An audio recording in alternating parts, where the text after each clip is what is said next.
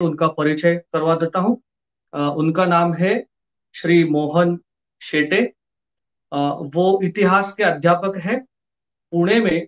New English school जो लोकमान्य तिलक जी ने जो स्कूल था, जिसकी स्थापना की थी, उसी पाठशाला में वो इतिहास विषय सिखाते हैं और इतिहास के बारे में बहुत ही जानकारी भी रखते हैं और बड़ी रुचि रखते हैं।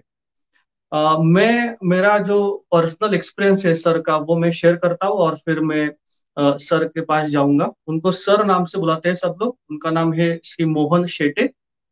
और जैसे कि मैंने बताया, वो पुणे में न्यू इंग्लिश स्कूल रमण बाग में इतिहास का अध्यापन करते हैं। मुझे इतिहास के अध्यापन करने के लिए और इतिहास सीखने सीखने का मौका मिला सर से। और सर बहुत ही प्रभावशाली वक्ता है और उतने ही दिल से और जान जिगर से बच्चों को इतिहास सिखाते हैं। मेरा अनुभव ऐसा है कि जब मैं स्कूल में इतिहास सीखता था तो सर पहला और दूसरा महायुद्ध सिखाते थे। तो वो तब घर से, अपने घर से सब वो मैप्स और नक्शे बना के लाते थे अपने हाथ से और बोर्ड पे लगा के वो दिखाते थे कि कहाँ कैसे पहला महायुद्ध चालू हुआ, कहाँ से जेट फाइटर जो विमान होते वो आए और कहाँ से आर्मी ने एंटर किया बॉर्डर पे और कैसे जर्मनी आया, कैसे फ्रांस युद्ध में आया। तो बहुत ही रोमांचकारी तरीके से वो बताते थे और हमें ऐसा लगता था कि ये जो तासिका है, ये जो घंटा है, वो खत्म ही ना हो। इतना सुंदर तरीके से बताते थे। आगे जाके मैं उनके साथ संपर्क में रहा और मैंने खुद नजदीक से देखा है सर को कि सर इतिहास के बारे में इतना उनका जुड़ाव है इतिहास से कि वो अपने जीवन में भी इतिहास को जीते हैं। इतिहास उनका सिर्फ ध्यास नहीं है, तो मैं बोलता हूँ उनका श्वास है। क्योंकि वो पूरे उनके साल भर में इतिहास के बारे में डिफरेंट डिफरेंट प्रोग्राम्स करते हैं महाराष्ट्र में और पूरे भारत में। उनको बहुत सारे पुरस्कार भी प्राप्त हुए हैं इतिहास के बारे में, जैसे निनाद जी बेडेकर है, ग्रंथोत्तेजक सभा पुरस्कार है, बहुत सारे हैं। मैं अभी इतने नाम भी नहीं ले सकता, इतनी बड़ी लिस्ट है उनकी। और वो हर अपना, उनका खुद का एक ऑर्गेनाइजेशन है इतिहास प्रेमी मंडल करके, उसके थ्रू वो डिफरेंट डिफरेंट प्रोग्राम्स अरेंज करते हैं। मैं एक एग्जांपल बताता हूँ आपको। तानाजी सिनेमा अभी आया था तो सबको मालूम है। तो जो तानाजी ने जो किला जीता था सिंहगढ़, बहुत ही ऊंचा किला है वो। उधर चढ़ने के लिए ही लोगों को 2-2 घंटे लगते हैं, इतने ऊंचा किला है वो और इतना थोड़ा दुर्गम है वो। तो वहां पे जाके 350 साल जब पूरे हुए थे वो किला लेने के बाद, तो वहां पे उन्होंने 350 कॉलेज के लड़कों लड़कियों को इकट्ठा किया। मैं भी उसमें था एक। और हाँ, सिंहगढ़ के जिस किनारे से, जिस पहाड़ से तानाजी गया था और वो जो किला जीता था, उसी पहाड़ से दौड़ और रैपलिंग करके सभी 350 लड़कियों को वहां पे उन्होंने चढ़ाया था। ये तो मैं जस्ट एक एग्जाम्पल बताता हूँ। दूसरा एक ऐसा है कि रैंड नाम का एक अंग्रेज अधिकारी था, उसका वध किया था चाफेकर बंधु जी ने। तो उसको 100 साल जब हुए थे तब भी सर ने सभी लड़कों को लेके वो पथनाट्य वहां जाके किया था और सभी बच्चों को दिखाया था कैसे उसका वध किया था। तो ऐसे छोटे छोटे बहुत सारे प्रोग्राम करके वो तरुणों के मन में इतिहास को जागरूक करते हैं, इतिहास को खुद भी जीते हैं और लोगों को उससे प्रेरणा देते हैं। आज का विषय भी वैसा ही प्रेरणादायी है, स्वामी विवेकानंद। और ये सब जब वो प्रोग्राम करते हैं तो एक चीज मुझे जरूर बतानी चाहिए। सर बहुत विनयशील है, बहुत शांत है, तो वो बताएंगे नहीं, लेकिन उनके खुद के जेब से पैसा डाल के ये सब वो कार्यक्रम करते हैं और तरुणों तरुणों को और भारत बनाने का एक बड़ा जो सपना है, वो अपना अपने तरीके से जैसे हो सके वैसे वो उसमें अपना योगदान देते हैं। तो ऐसे वक्त हमें आज मिले हैं, हमारा भाग्य है और उनसे हम लोग आज स्वामी विवेकानंद ये विषय सुनेंगे। तो मैं श्री मोहन जी सर को विनंती करता हूँ कि सर आप अपना जो व्याख्यान है वो चालू कीजिए। धन्यवाद।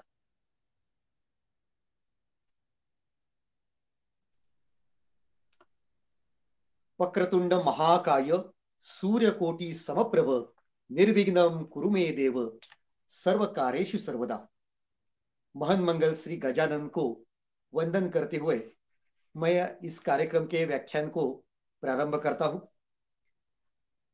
आज मेरा बहुत बड़ा सौभाग्य है कि जिस अमेरिका भूमि पर स्वामी विवेकानंद जी ने हमारे भारत का झंडा लहराया था, ऐसे अमेरिका भूमि पर रहने वाले हमारे भारतीय बंधुओं को विवेकानंद जी का चरित्र सुनाने का अवसर मुझे मिल रहा है। तो यह बहुत बड़ी सौभाग्य की बात है मेरे लिए। इसलिए जो यहाँ के संयोजक है द हिंदू जैन टेम्पल, उनमें है श्रीमान Rajiv ji Agrawal, president of executive committee, माननीय Chetan Patel vice president, Manubhai Badlani ji trustee, Himanshu Doshi executive committee member और मेरे मित्र राहुल जी देशमुख, ये सर्व इस कार्यक्रम के जो संयोजक है उनसे मैं हार्दिक आभार व्यक्त करता हूं कि ये संधि, ये अवसर उन्होंने मुझे दिया है। और मुझे ये भी बताया गया है कि आज जो सामने बैठे हुए जो प्रेक्षक है उनमें से ज्यादातर गुजरात के लोग हैं। तो यदि गुजराती भाषा में ही ऐसे हम कह सके कि ગુજરાત પ્રદેશ ભારતનો એક પ્રગત રાજ્ય કરીને ઓળખાય છે, ગુજરાત આ દેશને રાષ્ટ્રપિતા આપ્યા તો આજ ગુજરાતને લોહ પુરુષ પણ આપ્યા, એમ જ દેશને વિશ્વગુરુ બનાવવાનું ઠાણેલા આપણા બધાના લાડલા આદરણીય પ્રધાનમંત્રી મોદીજી પણ ગુજરાતના છે। સમાજના બધા ક્ષેત્રમાં ગુજરાતની છાપ પડેલી હા ઘણી અવરોની વાત છે। तो ये सब कहते हुए भी मेरे मन में कुछ आनंद की लहरें निर्माण हो रही है। देखो, हम हमारे भारत देश को भारत माता कहते हैं, और जब भारत माता का चित्र हमारे सामने आता है तो लगता है कि भारत माता के दो हाथ है, एक है बंगाल और दूसरा है गुजरात। और स्वामी विवेकानंद जी का बचपन का नाम था नरेंद्र। तो कितना इत्तेफाक है, 150 साल पहले भारत माता के एक हाथ ने यानी बंगाल ने इस भारत माता को एक नरेंद्र दिया था, उसने भारत माता को सामर्थ्यशाली बनाया था। और आज भारत माता का दूसरे हाथ ने भी यानी गुजरात ने भी इस पूरे भारत को नरेंद्र, दूसरा नरेंद्र दिया है, और वो भी भारत माता का सम्मान बढ़ाने के लिए जूझ रहा है, जी जान से प्रयत्न कर रहा है। ये भी बहुत अच्छी बात है। और आज मैं यहाँ स्वामी जी के बारे में कहने के लिए उपस्थित हूँ। ये तो अभी मेरे परिचय में बताया कि मैं इतिहास का भी प्राध्यापक हूँ, मैं मराठी का भी प्राध्यापक हूँ, मैं मराठी भाषा में बहुत सारे लेक्चर्स और प्रवचन देता हूँ, लेकिन हिंदी भाषा में प्रवचन देने का अवसर कभी कभी मुझे मिलता है। आज मैं वो प्रयास करता हूँ। यदि कोई गलती मुझसे हो जाए तो आप सब बड़े दिल से मुझे क्षमा करेंगे, ऐसे मैं आशा करता हूं। स्वामी जी के बारे में तो बहुत कुछ बोल सकते हैं, वो तो महासागर है, लेकिन पहले हमारे मन में यह सवाल आना चाहिए कि महापुरुषों का स्मरण क्यों करना चाहिए। इसका उत्तर एक ये है कि देखो, हम दिन भर जब घूमते हैं, काम करते हैं, ऑफिस में जाते हैं, तब हमारा शरीर मैला हो जाता है, कभी पसीने से, कभी धूल से, और इसलिए हम स्नान करते हैं। लेकिन जिस तरह से हमारा शरीर मैला हो जाता है, उस तरह से हमारा मन भी मैला हो जाता है। स्वार्थ, क्रोध, राग, काम, मत्सर, ऐसे बहुत सारे दुर्गुण हमारे मन के ऊपर आक्रमण करते हैं। तो यदि मन का स्नान करना है तो वह कैसा करेंगे? तो उसका उत्तर यही है, जब हम किसी महापुरुष के जीवन का, चरित्र का स्मरण करते हैं, उसको गुणों को देखते हैं, उसका पराक्रम हमारे समझ में हम लाते हैं, तो हमारा मन शुद्ध होता है, पवित्र होता है, और हमारा मन जिस दुर्गुणों के कारण मैला हो गया है वो दूर हो जाते हैं। इसलिए हमें ऐसे महापुरुषों का चरित्र सुनना चाहिए, पढ़ना चाहिए, और हमारी आने वाली जो पीढ़ियां हैं उनको ये हमारा जो हेरिटेज है, हमारे जो धरोहर है, उनके तक पहुंचानी चाहिए। ये काम हम इस इतिहास के स्मरण के साथ कर सकते हैं। देखिए, स्वामी जी का चरित्र ऐसा है कि जो समुद्र रेखा है, मैंने बताया, तो किसी एक घंटे के व्याख्यान में हम नहीं वो सब समेट सकते। जैसे कहा जाता है ना कि गागर में सागर समाना, छोटे से कलश में सारा समुद्र तो नहीं आ सकता, इतना बड़ा उनका चरित्र है। उनके बारे में कहा जाता है कि सागर की अथांगता और आकाश की असीमता, हिमालय की उत्तुंगता और गंगा की पवित्रता, पुष्पों की कोमलता और सूर्य की प्रखरता, ये सारा एकत्र कर कर एक व्यक्ति बन गई। उसका नाम था स्वामी विवेकानंद। क्या किया स्वामी जी ने, यह हम पहले देखेंगे और फिर उनका चरित्र यदि हम समझने की कोशिश करेंगे तो बहुत अच्छा रहेगा। देखिए, स्वामी जी का जो कार्यकाल था, उस समय हिंदुस्तान के ऊपर अंग्रेजों का आक्रमण हुआ था।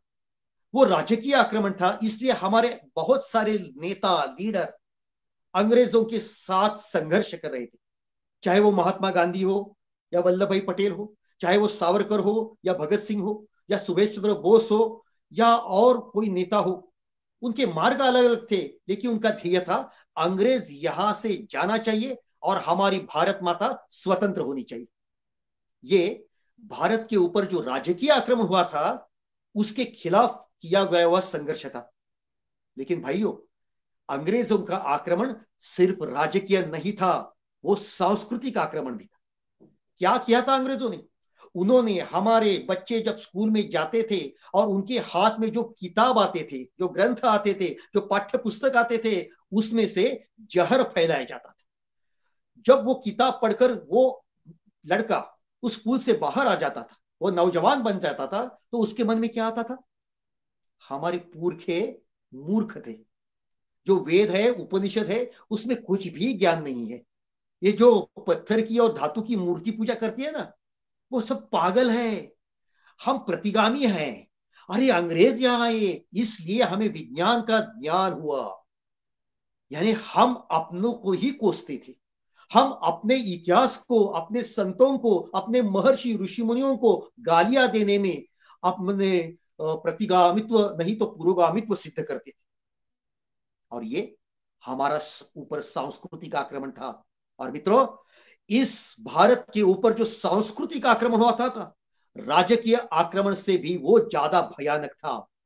तो राजकीय आक्रमण एक दिन खत्म हो जाएगा और एक दिन भारत स्वतंत्र हो जाएगा, लेकिन यदि भारतीय लोगों के मन में, उनके खून में ये भावना रह गई कि हम भारतीय प्रतिगामी हैं, हम कुछ भी नहीं कर सकते, बाहर से ज्ञान आना चाहिए, तो हमारा आत्मविश्वास कब जागृत होगा, हम कब कहेंगे नहीं नहीं भारत ये ज्ञान की भूमि है। तो देखिए भाई साहब, इस सांस्कृतिक आक्रमण के खिलाफ लड़ने का काम किसी अकेले व्यक्ति ने किया है, तो वो योद्धा सन्यासी था स्वामी विवेकानंद। उन्होंने ये काम किया, वो विश्व में गए और उन्होंने कहा, अरे ज्ञान के लिए भीख मांगने की भारत को जरूरत नहीं है, यदि तुम्हें ज्ञान चाहिए तो हमारा भारत ज्ञान का भंडार है, आओ लूटो, हमारे पास बहुत ज्ञान है। तो ये कहने का साहस, ये कहने का आत्मविश्वास, ये कहने की तैयारी स्वामी जी के पास थी, इसलिए उनका चरित्र आज भी हमारे लिए बहुत ही प्रेरणादायी है। स्वामी जी का जन्म 12 जनवरी 1863 बंगाल में कलकत्ता शहर में हुआ। उनके पिताजी थे विश्वनाथ दत्त, जो कलकत्ता के बहुत ही प्रतिष्ठित वकील थे, और उनकी माता थी माता भुवनेश्वरी देवी। वो धर्मपरायण थी, वो शिव जी की पूजा में बहुत ही रुचि रखने वाली थी, और उनके यहाँ ये पुत्र पैदा हुआ, उनका नाम था नरेंद्र। उनका बचपन का नाम नरेंद्र था, उनको सब दोस्त बीले करके पुकारते थे। और उनका बचपन कैसा था, वो बहुत ही शरारती थे, बहुत ही हठी थे और बहुत ही धूम मचाते थे। उनकी माता तो कहती थी, अरे मैंने तो शिव जी को प्रार्थना की थी कि मेरे पेट में एक अच्छा बच्चा चाहिए, लेकिन ये शिव जी स्वयं नहीं आए, उनका भूत, उनके पास भूत गण थे ना, उनको उन्हें भूत भेज डाला पृथ्वी के ऊपर और वो मेरे घर में पैदा हुआ। इतना वो शरारती बच्चा था कि कभी कभी उसके माता जी को हाथ में हंडा लेकर उसमें पानी भरकर वो पीछे पीछे दौड़ती थी और ये नरेंद्र के ऊपर पानी डालकर उसे शांत करती थी। ऐसा ये बच्चा था। लेकिन और एक बात है, नरेंद्र जब दरवाजे के सामने कोई भिखारी आता था, कोई गरीब आता था, तो नरेंद्र के पास कोई भी अच्छी चीज होती ना, वो जाकर उसको भेंट देता था। तो उसकी माँ उसकी बोलती थी, अरे ये तूने क्या क्या, ये अच्छी शाल थी, ये अच्छा गहना था, ये पैसे थे, और तूने दे दिया। तो नरेंद्र अपनी माता को क्या कहता था, माँ तुम कहती हो ना कि दूसरों के जीवन में आनंद है तो अपने जीवन में आनंद है, तो यही मेरी ईश्वर की पूजा है। तुम प्रभु राम की मूर्ति के ऊपर पुष्प चढ़ाती हो ना, जब मैं कोई एक शाल किसी गरीब को देता हूं और वो जो हंसता है ना, तो मुझे लगता है ये तो प्रभु रामचंद्र जी हंस रहे हैं। तो माता कहती थी, अरे हम तो सिर्फ बोलते हैं, तुम इतने छोटी उम्र में कर सकता है, ये कैसा हो जाता है, ये चमत्कार है, ये अद्भुत है। तो ऐसा उसका बचपन था। फिर वो जो बड़ा हो गया, वो स्कूल में जाने लगा, और स्कूल में बाकी सारे बच्चों के साथ वो खेलता था, कूदता था और मजा करता था। देखिए, आज यह मुझे मालूम है कि बहुत सारे छोटे छोटे बच्चे भी ये कहानियां सुनते होंगे, उन्हें ये ध्यान में रखना चाहिए। आज हम स्वामी जी का चित्र देखते हैं तो कैसे दिखाई देता है, कोई साधु सन्यासी है, लेकिन स्वामी जी का बचपन कैसा था आपको मालूम है? वो क्रिकेट खेलते थे, वो अच्छा फुटबॉल खेलते थे, वो कुश्ती में गोल्ड मेडल विजेता थे, बहुत सारे खेल वो खेलते थे, और उनकी शारीरिक वो कैपेसिटी थी वो बहुत अच्छी थी। उसी तरह से वो पखवाज वादन करते थे, वो मृदंग वादन करते थे, और वो बहुत सुरीली स्वरों से भजन गाते भी थे। वो मृदंग बजाते बजाते गाना गाते थे, ये भी बहुत अद्भुत है। इतना ही नहीं, वो जो स्कूल में जाते हैं, तो स्कूल में जाने वाले बच्चे जो स्कूल के जो पाठ्य पुस्तक होते हैं, अभ्यासक्रम होता है, पोर्शन होता है, उसकी किताबें तो पढ़ते ही है। लेकिन ये जो नरेंद्र था ना, वो स्कूल में गया और आगे जाकर जो कॉलेज में गया, तो वहां के हजारों किताब और ग्रंथ उन्होंने पढ़े थे। तो उतनी जिज्ञासा, ज्ञान ग्रहण की लालसा उनकी विलक्षण थी। उसके मित्र कहते थे, अरे जितने किताब अब तक हमने हाथ में भी नहीं लिए, इतने उसने उसका पठन किया है, उसका वाचन किया है। लेकिन और एक महत्वपूर्ण बात है, जब कोई लड़का अध्ययन में या खेल में या कुछ कला में अग्रसर होता है, बड़ा होता है, प्रतिष्ठित होता है, उसको नाम मिलता है, तो उसमें एक दुर्गुण में आता है, वो है अहंकार। नरेंद्र के बारे में हम ये कह सकते हैं कि उसके मन में अहंकार कण मात्र भी नहीं था। वो उसके जो सब मित्र थे ना, उनका वो लाडला नेता था, वो सब एकत्र आते थे और मजा मस्ती धूम मचाते थे। किसी हिंदी कवि ने कहा है चंपक फूल के बारे में, क्या कहा है, चंपक तुझ में तीन गुण है, रूप रंग और वास। रूप है, रंग है और सुगंध भी है। चंपक तुझ में तीन गुण है, रूप रंग और वास, लेकिन तुझ में एक कमी है, भ्रमर न आवे पास। भ्रमर तुम्हारे पास आते नहीं है। इस कविता का मतलब क्या है, जब अहंकार बढ़ता है तब मित्र नजदीक नहीं आते। लेकिन हमारे नरेंद्र के बचपन से ये समझ में आता है कि उसको बहुत मित्र थे, और उनको वो सब में मिल जाता था। जैसे श्री कृष्ण और सुदामा की जो दोस्ती थी, मैत्री थी, उसी तरह ये नरेंद्र भी था। आगे जाकर वो स्कूल में जाने लगा, वो कॉलेज में जाने लगा, पढ़ने लगा। और उस समय सारे संसार में, ये पाश्चात्य जगत में जो ग्रंथ लिखे जाते हैं, जो वृत्तपत्र निर्माण होते हैं, न्यूज़पेपर निर्माण होते हैं, वो सब उसके घर में आते थे, वो भी पढ़ता था। और उसके ध्यान में ये भी आ रहा था कि आज सारे विश्व में किन विचारों का वायुमंडल निर्माण हो रहा है, उसके ध्यान में वो आ रहा था। और इससे कारण वो कुछ धर्म, ईश्वर, आत्मा, परमात्मा, इसके ऊपर के उसका विश्वास नष्ट हो गया था। आपको आश्चर्य होगा लोगों को कि जे स्वामी विवेकानंद जी ने आगे जाकर हिंदू धर्म की महत्ता सारे विश्व को बताई, लेकिन उसकी युवा अवस्था में वो ऐसा बोल रहा था।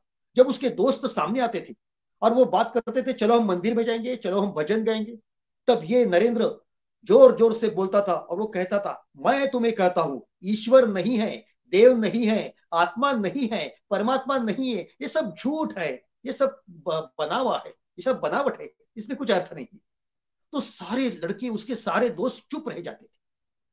और नरेंद्र को बहुत अच्छा लगता था कि देखो मैंने जो बात बताई, ये कुछ नहीं बोल पाते मेरे सामने। तो एक दिन एक उसके मित्र ने कहा, नरेंद्र हम तो तुम्हारे जैसे होशियार नहीं है, हम तो तू तेरे जैसे बहुत पढ़ने वाले नहीं है, तो तू जब बोलने लगता है हम चुप बैठते हैं, हम कुछ नहीं बोलते। लेकिन नरेंद्र, इस प्रश्न का उत्तर दो कि तुम यदि बोलते हो ये सच है, तो हजारों हजारों बरस से ऋषि मुनियों ने, वेदों के, उपनिषदों के महर्षियों ने, संतों ने जो हमें बताया, वो सब झूठ था, वो सब गलत था? क्या वो सब लोग स्वार्थी थे? इसका उत्तर तुम खोजने का प्रयत्न करो। और नरेंद्र को लगा कि सोचना चाहिए, सोचना चाहिए। और वो जब एकांत में जाता था, वो सोचने लगा कि आज मैंने मेरे बुद्धि बल के कारण मेरे दोस्तों का मुंह तो बंद किया, लेकिन क्या है, वो बोल रहा था मेरा मित्र वो सच था कि आज तक वो संत ज्ञानेश्वर हो या तुकाराम हो या मीराबाई हो या चैतन्य महाप्रभु हो या व्यास वाल्मीकि हो, उन्होंने जिस ईश्वर का वर्णन किया, क्या सब वो झूठे थे? क्या सब वो स्वार्थी थे? जब ईश्वर का कोई त्योहार आता है, कोई उत्सव आता है, तब सब लोग आनंद से इकट्ठा होते हैं और उत्साह का लहर करते करते ईश्वर का त्योहार मनाते हैं। ये भी झूठा है। क्या ईश्वर के अस्तित्व के कारण हम हमारा चारित्र शुद्ध रखने का यत्न करते हैं? क्या उसमें कुछ अर्थ नहीं है? यदि ईश्वर नहीं है, तो ये पृथ्वी, ये ग्रह, ये तारे, ये सूरज, ये चंद्रमा, ये सब लाखों लाखों वर्ष से घूम रहे हैं, इसके पीछे कौन सी शक्ति है, क्या है? और उसके मन में सवाल ही सवाल, प्रश्न ही प्रश्न, कौन देगा इसका जवाब? ये खोजने के लिए वो घूमने रहा, वो जाने लगा। और वो क्या करता था, वो प्रवचन सुनने को जाता था, वो मंदिर में जाता था, वह कीर्तन होता था, भजन होता था, किसी महान वक्ता का भाषण होता था, वो सब सुनता था ये नरेंद्र। और भाषण होने के बाद, प्रवचन खत्म होने के बाद और ये कीर्तन और भजन समाप्त होने के बाद वहां जाकर उस वक्ता को ये खड़ा सवाल पूछता था, अभी आपने 2 घंटे लगातार बोलते हुए उस ईश्वर का वर्णन का, मुझे एक प्रश्न का उत्तर दीजिए, क्या आपने ईश्वर को देखा है? आपने महसूस किया है? आपने उसका अनुभव लिया है? और क्या बताऊं, उस समय जो कोई होता था वहां का वक्ता, वो कहता था नहीं बेटा, जो संतों ने कहा है मैं वो बता सकता हूं, मैं उसका वर्णन कर सकता हूं, लेकिन उसकी अनुभूति मैंने तो नहीं ली। तो यही सवाल करते करते न थकते हुए नरेंद्र भटक रहा था। और एक दिन क्या हुआ, नरेंद्र जिस कॉलेज में पढ़ रहा था, वहां के प्रिंसिपल थे, उनका नाम था प्रोफेसर हेस्टी। और प्रोफेसर हेस्टी उनके क्लास में आए थे, और वो अंग्रेजी भाषा की वर्ड्सवर्थ नाम तो जो कवि है, जगह प्रसिद्ध कवि है, उसकी अंग्रेजी की कविता पढ़ा रहे थे। और उस कविता में ईश्वर और मानव का जब मिलन होता है तो कैसी अनुभूति होती है, इसका वर्णन आया था। वो पढ़ा रहे थे, सारे छात्र तल्लीन होकर सुन रहे थे, लेकिन नरेंद्र अस्वस्थ था, बेचैन था। वो क्लासरूम में खड़ा हो गया और उन्होंने अपने सर को कहा, सर जी ठहरिए, मुझे सवाल का जवाब दीजिए। आप जिस ईश्वरीय अनुभूति का वर्णन कर रहे हैं, क्या आपने वो महसूस किया है? क्या आपने वो देखा है? क्या आपने उसका अनुभव पाया है? क्या हो, प्रोफेसर हिस्टी चुप हो गए कुछ देर के लिए और फिर बोलने लगे, बेटा नरेंद्र, तुमने सवाल तो बहुत अच्छा पूछा, लेकिन दुख की बात है कि मैंने इसका कुछ अनुभव नहीं लिया। लेकिन यह भी मैं तुम्हें बताना चाहता हूं कि तुम्हारे प्रश्न का उत्तर देने वो की शक्ति जिसमें है, उस व्यक्ति का नाम मैं तुझे बताना चाहता हूं। वो व्यक्ति है दक्षिणेश्वरी रहने वाला एक साधु, जिसका नाम है रामकृष्ण परमहंस। रामकृष्ण परमहंस। नरेंद्र के कान में पहली बार ये नाम सुनाई पड़ा। उसको मालूम ही नहीं था कि यही नाम और यही व्यक्तित्व आगे जाकर उसके पूरे जीवन का स्वामी बनने वाला है, रामकृष्ण परमहंस। और क्या हुआ आगे जाकर, ऐसी घटना हुई कि नरेंद्र जहां रहता था उसके बाजू में एक घर था, उनका नाम था सुरेंद्रनाथ मित्र। उनके घर रामकृष्ण परमहंस, जिनके वो ठाकुर जी कहते थे, वो आने वाले थे। और एक भजन का प्रोग्राम था, कार्यक्रम था। लेकिन इस समय में जो भजन गाने वाला था वो नहीं आया। तो कौन गाएगा भजन? तो किसी ने कहा सुरेंद्रनाथ जी को, अरे वो है ना, वो वकील साहब हमारे विश्वनाथ, उनका लड़का आएगा ना, वो गाता है अच्छा। तो नरेंद्र को बुलाया और नरेंद्र को यही भी बताया अरे प्रोफेसर हिस्ट्री ने जो नाम कहा था ना, वो रामचंद्र रामकृष्ण परमहंस, वो आने वाले हैं, आओ। तो नरेंद्र आया कि कौन है ये आदमी, देखे तो। और नरेंद्र आया और वो भजन का कार्यक्रम शुरू हो गया। और नरेंद्र ने अपनी आंख बंद करते हुए उस अभंग का गायन प्रारंभ किया। वो गाता रहा।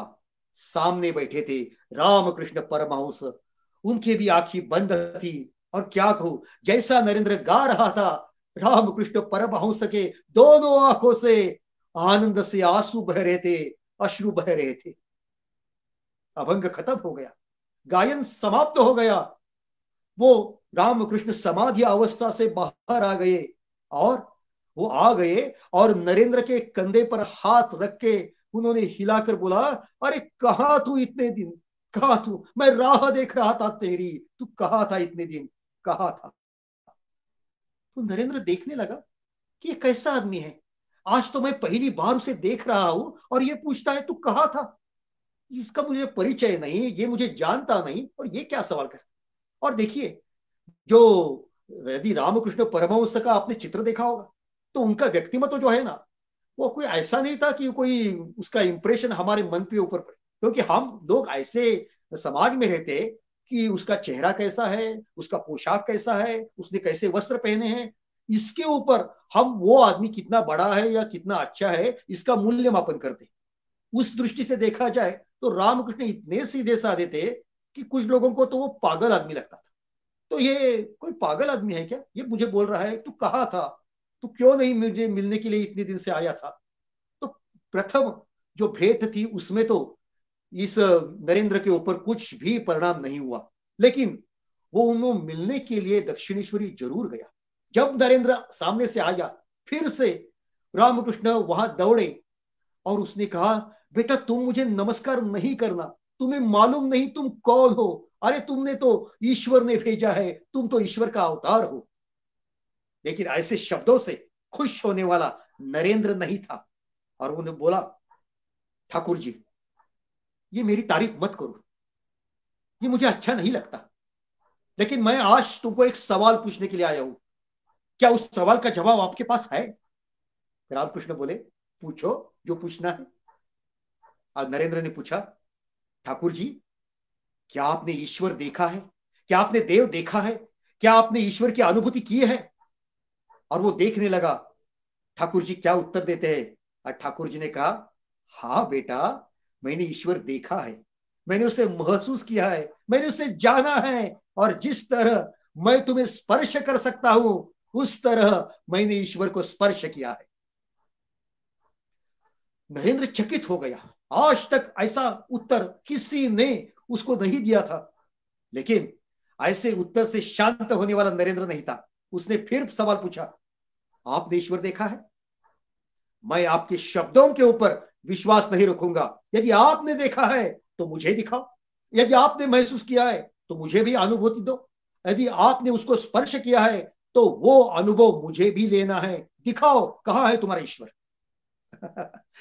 तो रामकृष्ण हंसने लगे। उन्होंने क्या किया, बेटा नरेंद्र, वहां एक ग्लास है, उसमें थोड़ा दूध है, इधर लाओगे। तो नरेंद्र तुरंत गया, वो ग्लास लाया, उसमें दूध था। रामकृष्ण ने सवाल पूछा, नरेंद्र तुझे मालूम है दूध से घी मिलता है। हाँ, नरेंद्र बोला, हाँ मुझे मालूम है दूध से घी मिलता है। तो दिखाओ इसमें घी कहाँ है। तो नरेंद्र बोला, ऐसे कैसे हम दिखा सकते हैं इसमें घी। तो रामकृष्ण फिर से बोले, अरे दूध से घी मिलता है ना, तो दिखाओ ना इसमें। नरेंद्र बोला, ठाकुर जी ऐसा नहीं होता, पैसे दूध से मलाई दूर करनी पड़ती है, फिर उसका दही होता है, वो दही का हम मंथन करते हैं, वो छाग अलग होता है, वो मक्खन अलग होता है, वो मक्खन हम किसी चूल्हे के ऊपर रखते हैं और उसके अग्नि के कारण, वो तपने के कारण उसमें से घी मिलता है। तो इतनी प्रक्रिया होती है। तो ठाकुर जी हंसने लगे, बोले, क्यों रे नरेंद्र, दूध में घी होता है, लेकिन को मिलने के लिए, वो पाने के लिए कुछ तपना पड़ता है, कुछ मंथन करना पड़ता है, तब वो हाथ में आता है। तो नरेंद्र, जो सारे सृष्टि का, सारे ब्रह्मांड का स्वामी है, वो ईश्वर है, वो ऐसी सहजता से मिलेगा। उसके लिए कुछ तपस्या नहीं चाहिए? उसके लिए कुछ मंथन नहीं चाहिए? और नरेंद्र देखने ही लगा, ये देखता ही रहा। आज तक उसने ऐसा कुछ सुना नहीं था। ठाकुर जी आगे बोलते रहे, नरेंद्र, तुझे भी ईश्वर की अनुभूति हो सकती है, तू भी ईश्वर के साथ बोल सकता है, लेकिन जिस तरह कोई मछली जब पानी से बाहर आने के बाद फिर पानी में जाने के लिए जितनी तड़पती है, उतनी तड़प यदि तुम्हारे मन में हो, तब तुम्हें ईश्वर दिखाई देगा। और इस दिन से नरेंद्र का जीवन का मार्ग ही बदल गया। उसके ध्यान में आया कि अरे, मैं तो विश्वविद्यालय में पढ़ने वाला कॉलेज का स्टूडेंट हूं। मैंने बहुत सारे ग्रंथ पढ़े हैं, मैंने पाश्चात्य विद्वानों का अध्ययन किया है। और ये आदमी, ये रामकृष्ण परमहंस, ये अनाड़ी है, ये अनपढ़ है, ये गवार है, वो दिखता है पागल जैसा, लेकिन मेरे हर सवाल का जवाब उसके पास है, मेरे हर प्रश्न का उत्तर इसके पास है। और एक लोह चुंबक जिसके लोह के कणों को आकर्षित करता है, इस तरह ये नरेंद्र आकर्षित होता गया और वो रामकृष्ण के पास सदैव जाता रहा, दक्षिणेश्वरी जाता रहा।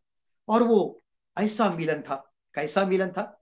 जिस तरह प्रभु रामचंद्र और विश्वामित्र मिले थे, जिस तरह भगवान श्री कृष्ण और सांदीपनि मिले थे, जिस तरह चाणक्य और चंद्रगुप्त मिले थे, ये गुरु का और शिष्य का संगम था, ये मिलन था।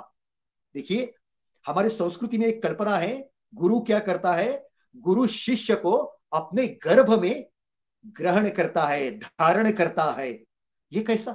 देखिए, माता अपने गर्भ से एक व्यक्ति को जन्म देती है, उसके शरीर को जन्म देती है, लेकिन गुरु एक व्यक्तिमत्व को जन्म देता है, उसको ज्ञान देता है और गगन में लहरने के लिए, जाने के लिए उसके पंख देता है। ये गुरु का बड़प्पन है, ये हमें समझना चाहिए। तो ये भाग्य का क्षण है कि नरेंद्र के जीवन में रामकृष्ण परमहंस ये आए थे और पूरे जीवन का मार्ग ही बदल गया था। नरेंद्र के घर में उसकी माता, उसके पिता, उन्होंने बहुत ही अच्छे संस्कार उसके ऊपर किए थे। एक बचपन की छोटी कहानी है। क्या हुआ, नरेंद्र बहुत छोटा था और बाहर से दौड़ते दौड़ते घर में आ गया था।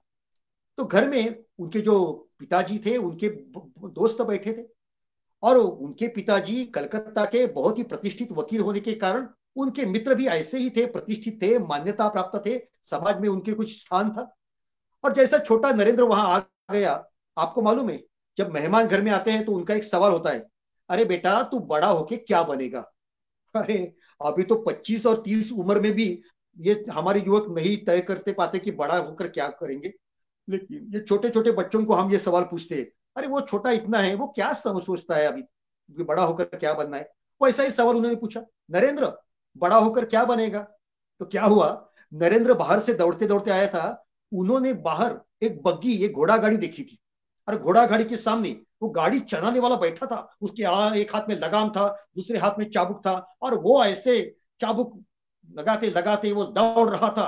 वो नरेंद्र ने देखा था और वो उसके मन में था। और जैसे सवाल पूछा तो नरेंद्र ने तुरंत उत्तर दिया, मैं बड़ा होकर घोड़ा गाड़ी चलाने वाला बनूंगा। तब तो सब हंसने लगे कि इतने बड़े वकील साहब का ये लड़का, और क्या उसका सपना है। सब हंसने लगे। लेकिन ये उसकी माताजी ने सुना और माताजी अंदर आ गई। उसने नरेंद्र का हाथ अपने हाथ में लिया और घर में ले गई और उस दीवार के सामने खड़ा किया और उस दीवार की तरफ उसने अंगुली निर्देश किया। उस दीवार के ऊपर चित्र था। क्या चित्र था? चित्र था कि भगवान श्री कृष्ण अर्जुन को गीता पढ़ा रहे हैं। और वो चित्र देखकर, वो चित्र दिखाकर माता ने कहा, बेटा, तुझे घोड़ा गाड़ी चलानी चाहिए ना? ठीक है, जरूर चलाना, लेकिन कैसे? ऐसे पूरे विश्व को मार्गदर्शन करने की ताकत जिस रथ के सारथी में थी, ऐसे भगवान श्री कृष्ण जैसे काम तू करके दिखाना, ऐसी गाड़ी चलाना। देखिए, हमारे जब माँ बाप होते हैं ना, उनको ये मालूम होना चाहिए कि हम अपने बच्चों के ऊपर कौन से संस्कार करते हैं। इसी तरह एक दिन ऐसा भी हुआ था कि उनके घर में कुछ वाद थे स्टेट के बारे में। तो पिताजी विश्वनाथ दत्त ऐसे सोच रहे थे कि हमारी इतनी इतनी स्टेट है, तो मेरा ये बच्चा है उसको ये देंगे, दूसरा बच्चा है उसको ये देंगे, लड़की है। तो ये जब हम कर रहे थे, पार्टीशन कर रहे थे स्टेट का, तो छोटा नरेंद्र उधर आ गया और नरेंद्र ने एकदम सवाल पूछा, पिताजी तुम स्टेट में मुझे क्या दोगे? सच में तो इतने छोटे बच्चे ने ऐसा सवाल पूछना गलत है। दूसरा कोई पिता होता तो एक झापड़ लगा था। लेकिन विश्वनाथ दत्ता ने क्या किया, नरेंद्र तू जानना चाहता है मैंने तुझे क्या दिया है? उठो और उस वो कपाट है ना, वो दीवार के सामने वहां खड़ा रहो। क्या है सामने? तो सामने बहुत बड़ा आईना था और छोटा नरेंद्र उसके सामने खड़ा था और देख रहा था अपना प्रतिबिंब। पिताजी ने पूछा, क्या दिखाई देता है? छोटा नरेंद्र बोला, ये तो मेरा प्रतिबिंब है। पिताजी बोले, ये है ना, ये मैंने तुम्हें दिया है। मैंने पैसा क्या दिया, धन क्या दिया, संपत्ति क्या दी, ये ज्यादा मायने नहीं रखता। लेकिन तुम्हारा मन, तुम्हारी बुद्धि, तुम्हारा शरीर, ये हमारी देन है। और उस शरीर के और उस बुद्धिमत्ता के साथ से तुम विश्व में विजयी बन सकते हो। अरे पैसा आता है जाता है, सर्वश्रेष्ठ होती है हमारी बुद्धिमत्ता। ये ध्यान में रखना। देखो, जैसा कि कुमार होता है ना, वो कुंभ को आकार देता है, उस तरह माताजी, पिताजी और गुरु इस छात्र को आकार दे रहे थे, उसका व्यक्तिमत्व निर्माण हो रहा था। इसलिए तो हम संस्कृति में कहते हैं, मातृदेवो भव, पितृदेवो भव, आचार्य देवो भव। और ऐसे स्वामी जी, यानी कि ये छोटा नरेंद्र जा रहा था, या उसके पास जा रहा था, रामकृष्ण के पास जा रहा था। उसी समय नरेंद्र के जीवन में एक दुखद घटना हो गई। उनके पिताजी का देहांत हो गया। इतना ही नहीं, एकाएक ये सारा घर गरीब हो गया, दरिद्री हो गया, उनकी स्टेट गई, उनका घर गया। रहने के लिए मकान नहीं, खाने के लिए अनाज नहीं, पहनने के लिए वस्त्र नहीं। इतनी बुरी अवस्था उसकी हो गई और वो बहुत लज्जित हो गया था कि मैं मेरी माता को, मेरे भाइयों को कुछ खिला नहीं सकता, अब मुझे क्या करना चाहिए। तब एक दिन वो रामकृष्ण के पास गया। वो रो रहा था, वो अस्वस्थ था। और उन्होंने कहा रामकृष्ण जी को, ठाकुर जी क्या है मेरी अवस्था, खाने को अन्न नहीं, मैं भूखा रहूं उसे मुझे कुछ दुख नहीं, मेरी माता, मेरे भाई, उसको मैं नहीं कुछ खिला सकता, क्या करूं?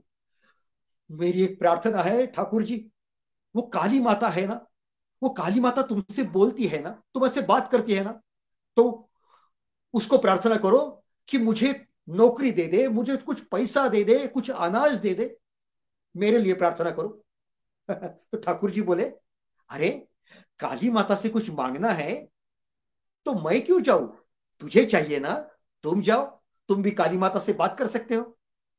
और ये सुनकर वो नरेंद्र तुरंत मंदिर में गया और मंदिर में ध्यानस्थ बैठ गया।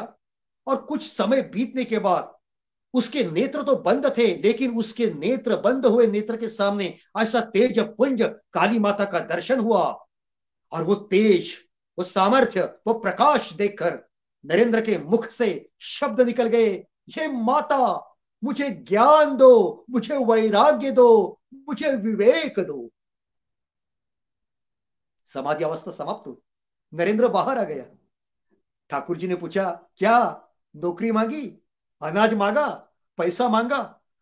तो नरेंद्र बोलो, अरे मैं तो भूल ही गया, मांगने गया था पैसा, धन, संपत्ति, अनाज, मकान, और मैंने दूसरा ही कुछ मांगा, मैंने ज्ञान मांगा, मैंने वैराग्य मांगा, मैंने विवेक मांगा।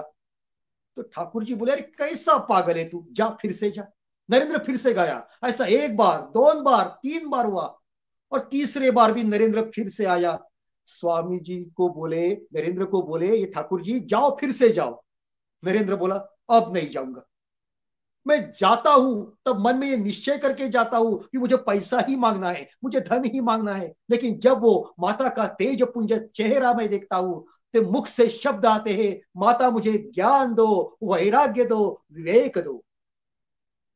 ठाकुर जी बोले, मुझे मालूम था ऐसा ही होने वाला है।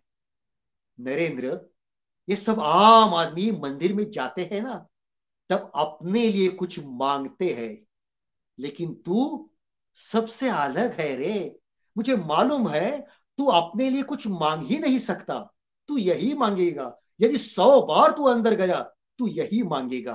अरे तुम अपने को पहचानो, किस कारण तू इस धरती पर आया है, इसका ध्यान करो, स्मरण करो, और जल्दी जल्दी मेरे पास आओ नरेंद्र, मेरे पास आओ। और नरेंद्र ने अपने घर की व्यवस्था अच्छी तरह से हो जाने के बाद संन्यास धर्म का स्वीकार किया और रामकृष्ण परमहंस के आश्रम में वो रहने के लिए आया। वो सन्यासी हो गया और उन्होंने अपने ऊपर ये वस्त्र धारण किया, सन्यास का भगवा वस्त्र, केसरिया वस्त्र उसने धारण किया। वो ये रहने लगा। लेकिन कुछ काल के बाद रामकृष्ण परमहंस, उनका देहांत हो गया। पहले पितृ छत्र गया था, अब गुरु का भी छत्र गया। और नरेंद्र सोचने लगा अब मुझे क्या करना चाहिए। और नरेंद्र के मन में विचार आया कि हमारे गुरु ने हमें बताया था कि भारत अपनी माता है, भारत अपनी केवल देवता है, भारत ही अपना सर्वस्व है। लेकिन मैं तो इस कलकत्ता और दक्षिणेश्वरी के बाहर कभी गया ही नहीं, मुझे मालूम ही नहीं है भारत क्या है। मुझे भारत देखना है, मुझे भारत समझना है। मैं जाऊंगा, मैं भारत देखूंगा, मैं भारत भ्रमण करूंगा। और उसने अपने ठाकुर जी की पत्नी थी शारदा देवी, उनसे आज्ञा ली और वो घूमने निकले। कितना बड़ा देश, कितना बड़ा उसका भौगोलिक स्थान, और ये सन्यासी जा रहा था, आगे आगे जा रहा था। और एक विलक्षण अध्ययन उसके मन में हो रहा था। उसके बारे में तो ऐसा कहा जाता है कि उसके पास तप था, उसके पास तेज था, उसके पास तत्व था, उसके पास त्याग था, ध्येय पर निष्ठा थी, काम पर श्रद्धा थी, मार्ग पर विश्वास था, कार्य पर भरोसा था। कहा जाना है यह मालूम था, कैसे जाना है यह तय था। स्वामी जी आगे जा रहे थे और हिंदुस्तान को बल संपन्न करने वाला उनका सपना साकार हो रहा था। ऐसी उसकी भारत भ्रमण की यात्रा शुरू हो गई थी। वो जाते जाते बहुत से अनुभव उन्होंने किए। एक तो बहुत अनुभव मजेदार है। वो बनारस में गए थे, जिसे हम काशी कहते हैं। तो बनारस के मंदिर में वो जाते थे ना, बहुत से भक्त जाते थे। तो वहां कुछ बंदर की टोली होती थी। और वो क्या करते थे, जब कोई भक्त अंदर जाता था ना मंदिर में अंदर में, तो कुछ नहीं करते थे। लेकिन अंदर से कोई बाहर आ जाता था, कोई भक्त, कोई साधु, तो उसके हाथ में तो कुछ प्रसाद होता था। तो प्रसाद पाने के लिए ये बंदर उसके ऊपर ऐसा हमला करते थे। स्वामी जी के बारे में ऐसा हुआ।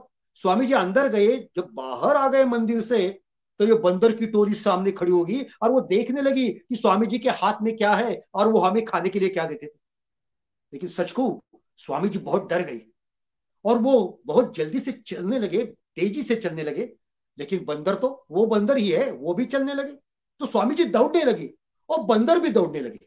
और ये कितना विचित्र दृश्य था। एक भगवे कपड़े वस्त्र धारण किया हुआ साधु सन्यासी वो दौड़ रहा है और पीछे से बंदरों की टोली वो भी भाग रही है। तो एक साधु वहां बैठा था और वो बोलने लगा, अरे साधु, कहां तक दौड़ेगा, तू थक जाएगा, लेकिन ये बंदर नहीं थक जाएंगे, कहां तक दौड़ेगा। तो स्वामी जी क्रोधित होकर बोले, अरे तू सिर्फ मुझे बता रहा है, तू देख नहीं रहा ये बंदर मेरे पीछे आ रहे, क्या करना चाहिए मुझे। तो साधु ने बोला, अरे तू थक जाएगा, बंदर नहीं थकेंगे, तुझे जरा रास्ता चाहिए तो वही डटकर खड़ा रहा। तो स्वामी जी खड़े रहे कि वो जो कहता है वो करना चाहिए, वो यही का है, वो उसको मालूम है क्या करना चाहिए। उसने स्वामी जी ने वही खड़े रहे। उसने कहा, पीछे मुड़ो। स्वामी जी पीछे मुड़ गए और उसने कहा कि उस बंदरों की आंखों में आग डालकर देखो और बंदरों की ओर चलते जाओ। स्वामी जी ने वैसा ही किया और स्वामी जी की आंखों में जो आग था, जो राख था, देखकर वो बंदर ही भाग गई। तो स्वामी जी बोले, अरे ये इतना आसान था। साधु बोला, अरे जब संकट आता है ना, हम ही भाग जाते हैं, इसलिए वो संकट हमारे पीछे पीछे आता है। यदि हम संकट का मुकाबला करेंगे, संघर्ष करेंगे, टक्कर देंगे, तो संघर्ष हमें भी दूर हो जाता है। संघर्ष की हमें डरता है और दूर हो जाता है। तो हमें नहीं डरना चाहिए, हमें उसको डराना चाहिए। और स्वामी जी के ध्यान में आया, ये कितनी बड़ी सीख मुझे मिली है। स्वामी जी को ठाकुर जी कहते थे, उनके गुरुदेव, अरे नरेंद्र, तू तो चार दीवारों में ग्रंथालय में बैठकर बहुत से किताबें और ग्रंथ पढ़ता रहा, लेकिन एक ग्रंथ तूने पढ़ा ही नहीं। कौन सा ग्रंथ? अरे ये सारा विश्व, ये सारा संसार, ये तेरा देश, ये पढ़ना चाहिए। और देखो, तुम्हारा जो ग्रंथालय है ना, उसमें पढ़ना है तो अंग्रेजी, गुजराती, मराठी, तमिली, कानड़ी, हिंदी, ये भाषा आने की जरूरत है। लेकिन ये जो विश्व नाम का ग्रंथ है ना, यो यदि पढ़ना है ना, तो घर से बाहर निकलना होगा, प्रवास करना होगा, और जो रास्ता मिले उस रास्ते से जाना होगा। गंगा बहती भली, साधु चलता भला। ऐसे तुम चलोगे, चरैवती चरैवती का मंत्र जप कर, तो तुम्हें विश्व का ज्ञान होगा। और ये ज्ञान इस प्रवास में स्वामी जी ले रहे थे। ऐसे स्वामी जी एक राजा के महल में गए थे। स्वामी जी का प्रवास अद्भुत है। कभी एक गरीब की झोपड़ी में जाते थे, तो कभी कभी राजाओं के महल में जाकर भी रहते थे।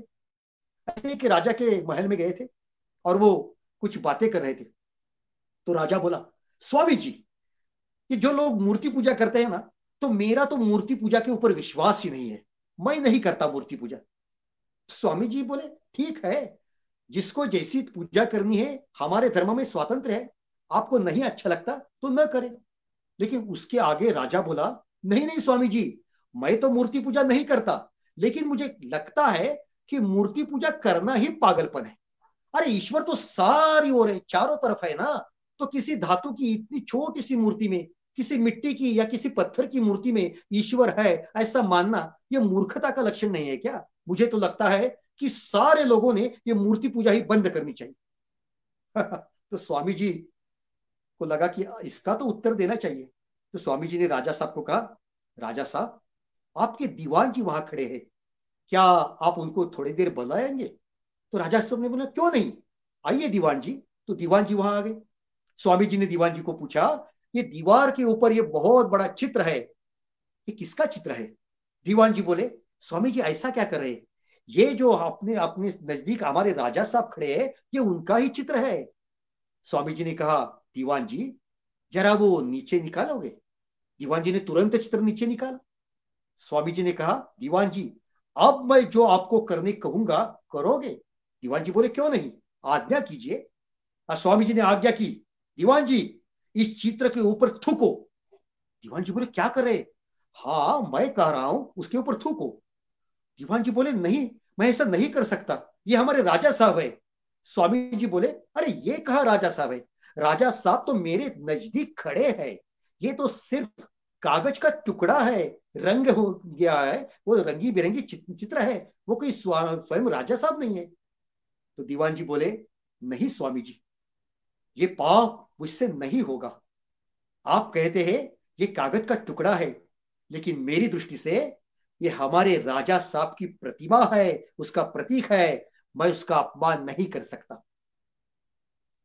ये उत्तर सुनकर स्वामी जी राजा साहब की ओर देखने लगे और कहने लगे, देखिए, इस चित्र को वो चित्र नहीं मानते, राजा साहब का प्रतीक मानते। उसी तरह हिंदू धर्म की ये श्रद्धा है कि ईश्वर सदा है, सर्वस्व है, कण कण में है, भगवान सारी चारों तरफ है, अष्ट दिशाओं में है। लेकिन ये अष्ट दिशाओं में फैले हुए भगवान के प्रति हमें यदि कृतज्ञता व्यक्त करनी है तो वह कैसी करेंगे?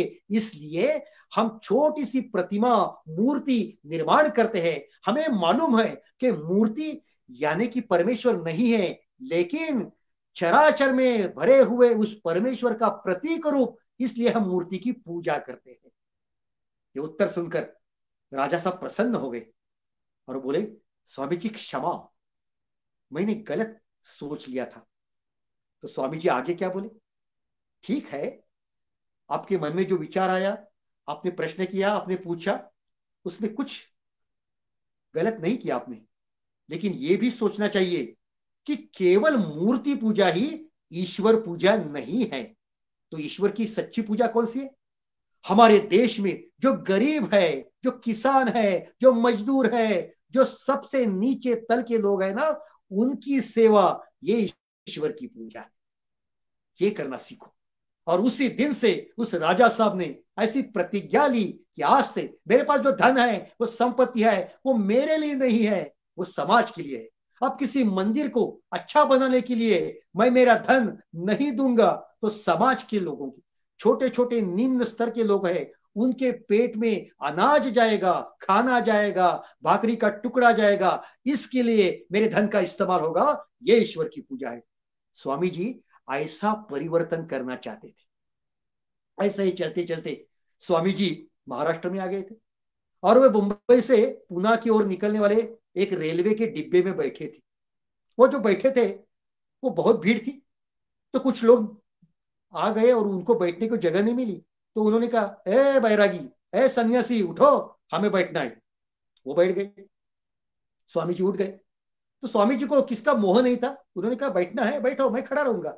स्वामी जी खड़े रहे, लेकिन वो जो आदमी थे वो बोल रहे थे, अरे ये कैसे साधु, ये तो भिखारी है, भिखारी, सिर्फ भगवे कपड़े पहनते हैं और घूमते हैं भीख मांगने के लिए। ये सुना और स्वामी जी क्रोधित हो गए और उन्होंने कहा, टट कर कहा, देखो, तुम्हें बैठने के लिए जगह चाहिए थी, मैंने जगह दी है, लेकिन हमारे भगवे कपड़े के बारे में, भगवे वस्त्र के बारे में एक भी अपशब्द मैं नहीं सुनूंगा। तुम्हें मालूम है, हमारे देश के ऊपर हजारों वर्ष आक्रमण हुए, कभी अंग्रेज, कभी पोर्तुगीज, कभी फ्रेंच, मुगल, तुर्क, अरब, ईरानी, और सिर्फ ये आक्रमण होते रहे, और इस आक्रमण में भी हमारा धर्म, हमारी संस्कृति, हमारी परंपरा, हमारी पूजा पद्धति, ये सब जीवित रहे। किसके कारण? हमारे जैसे नवयुवक अपना घर दार, मित्र, अपने माता पिता, भाई बहन, ये सब छोड़कर गांव गांव में जाते हैं, भिक्षा मांगते मांगते अपना धर्म बताते हैं, अपनी परंपरा बताते हैं, अपना दिव्य ज्ञान उसको देते हैं। इसलिए इस देश में 1000 वर्ष के आक्रमण के बाद भी धर्म ज्ञान जीवित है। ये सुना, वो आदमी चुप बैठा, लेकिन दूसरा आदमी था, वो खड़ा हो गया। उसके सिर पर ऐसी लाल पगड़ी थी, उसके बड़ी बड़ी मूछें थी, और उसने कहा, स्वामी जी आप मेरे स्थान पर बैठिए। स्वामी जी प्रसन्न हुए और स्वामी जी ने पूछा, आपका परिचय क्या? उसने कहा, मेरा नाम बाल गंगाधर तिलक, मैं पूना में रहता हूं और मैं केसरी मराठा वृत्तपत्र निर्माण किया है, मैं राष्ट्रीय शिक्षण देने वाला स्कूल भी चलाता हूं। इस तरह स्वामी विवेकानंद और लोकमान्य तिलक, इन दो महापुरुषों की, युग पुरुषों की मुलाकात ऐसे रेलवे के डिब्बे में हुई थी। और वो 9 दिन तक स्वामी जी रहे थे, कहा, पुणे में रहे थे, और वो चर्चा कहते थे क्या होना चाहिए इस देश में। और तिलक जी उनको पूछते थे, अनेक सवाल पूछते थे कि इतना हमारा धर्म श्रेष्ठ है, इतना हमारे पास ज्ञान है, हमारे वेदों ने, उपनिषदों का निर्माण हमने किया है, फिर भी हम परतंत्र है क्यों? स्वामी जी ने कहा, इसका कारण है उन्हें खरा सच्चे धर्म का ज्ञान किसी ने दिया ही नहीं। आज लोगों को लगता है धर्म यानी क्या? मंदिर में जाना, इस ईश्वर को लाल फूल, इसको पीला फूल, इसको ऐसा वस्त्र, इसको ऐसा नैवेद्य, ये क्या धर्म है? अरे धर्म का मतलब है समाज की धारणा करना, समाज को एक दिशा में ले जाना। ये धर्म का ज्ञान बताने वाला ही कोई नहीं। हमारे गीता में कहा है, युद्ध करना चाहिए, संघर्ष करना चाहिए। यदा यदा ही धर्मस्य ग्लानिर्भवति भारत अभ्युत्थानम अधर्मस्य तदात्मानं सृजाम्यहम् परित्राणाय साधूनां विनाशाय च दुष्कृतां धर्म संस्थापनार्थाय संभवामि युगे युगे। धर्म को भी ग्लानि आ सकती है, अधर्म बढ़ सकता है, उस समय गीता का ये दिव्य ज्ञान लोगों को देना चाहिए। तिलक जी, मैं आपको प्रार्थना करता हूं, ये काम आपको करना चाहिए।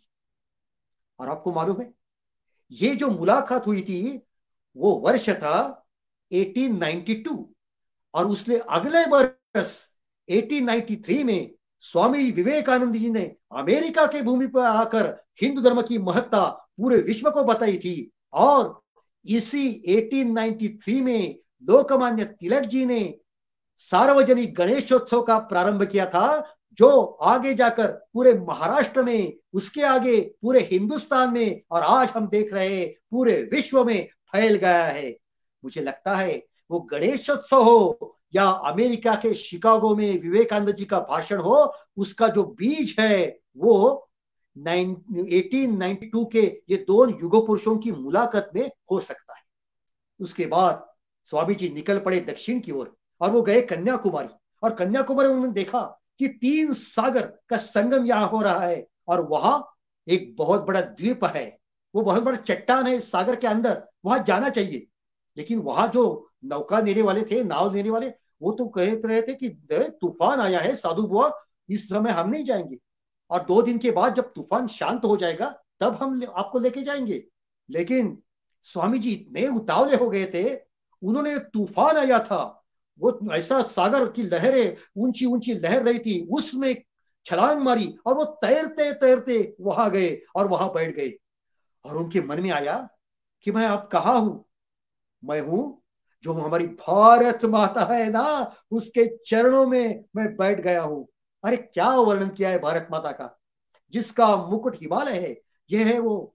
हाँ, हिमालय जिसका मुकुट है, गंगा यमुना उसकी मोती का माला है, नर्मदा उसकी मेखला है, गुजरात और बंगाल जिसके खड़ग हस्त है, कन्याकुमारी में उसके चरण कमल आए हैं, और मैं विवेकानंद उसके चरणों में समर्पित एक पुष्प हूं। मैं यहां बैठा हूं, माता मैं तुझे वंदन करता हूं। त्वं ही दुर्गा दश प्रहरण धारिणी, कमलाम कमल दल विहारिणी, वाणी विद्यादायिनी, नमामि त्वाम, नमामि कमलाम अमलाम अतुलाम सुजलाम सुफलाम सरलाम श्यामलाम सुस्मिताम भूषिताम धरणीम भरणीम मातरम, वंदे मातरम, वंदे मातरम।